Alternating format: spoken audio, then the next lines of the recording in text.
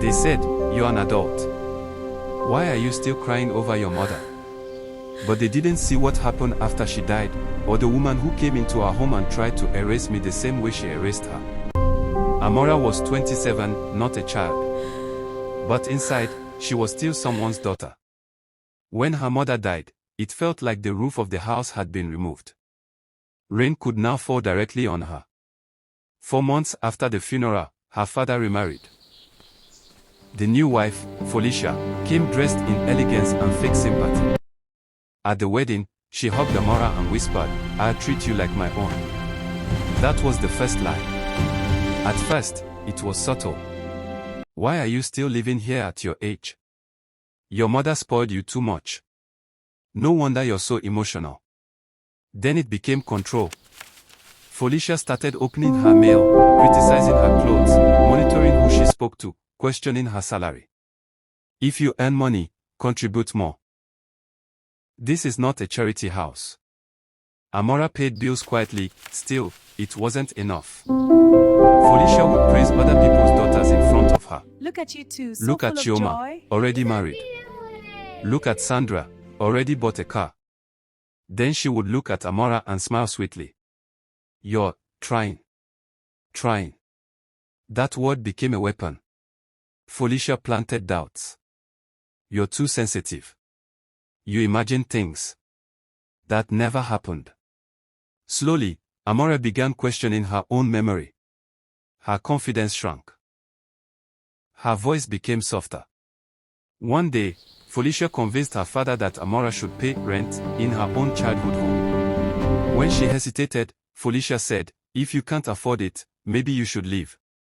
But when Amora tried to save money to move out, Felicia would accidentally create emergencies, sudden Amara, this bills, stitching is unexpected unacceptable. Look. contributions, And these money letters, kept they're disappearing. unreadable. I am sorry, Freedom Felicia. always just out of reach.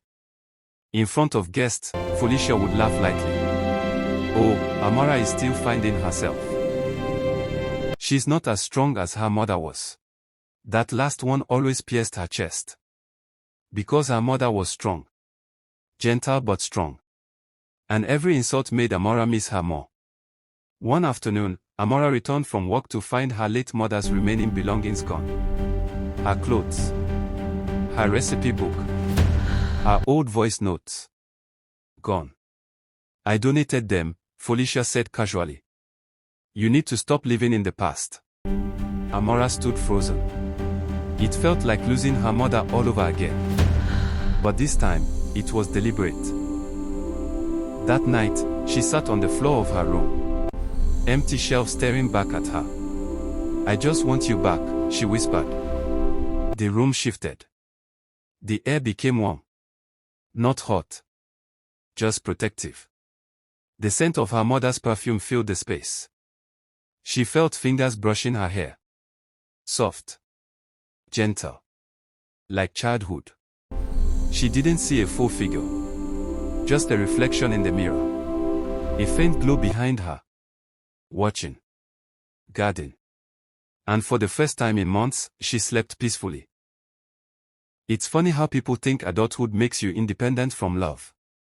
As if turning 25 automatically deletes the "need my mother" button from your heart. Amora sometimes laughed through tears. "Imagine," she whispered to herself, a grown woman crying because someone took her mother's scarf.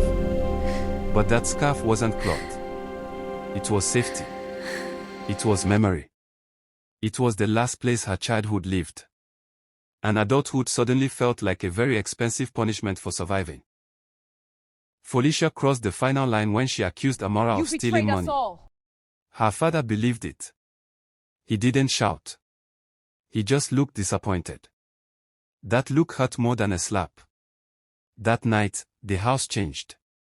Lights flickered. The hallway mirror cracked from the center outward. The air turned icy cold. Felicia began trembling. "She's here," she whispered. Amora stood still, feeling warmth surround her. A voice echoed, calm but powerful. Touch her again, and you answer to me. Her father dropped to his knees, tears streaming.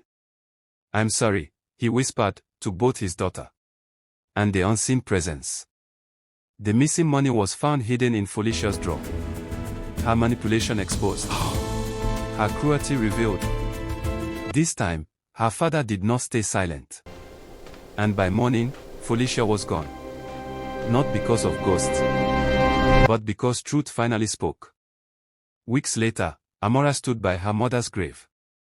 "I survived," she said softly. The wind moved gently. Warmth wrapped around her one last time. But this time it wasn't protection. It was release. She heard it inside her heart. "You are your own shield now." And she realized something powerful. Her mother never came back to fight. She came back to remind her who she was. Some abuse leaves no bruises. But love leaves protection that never fades. And sometimes, the strength we think we lost with our mothers was quietly living inside us all along.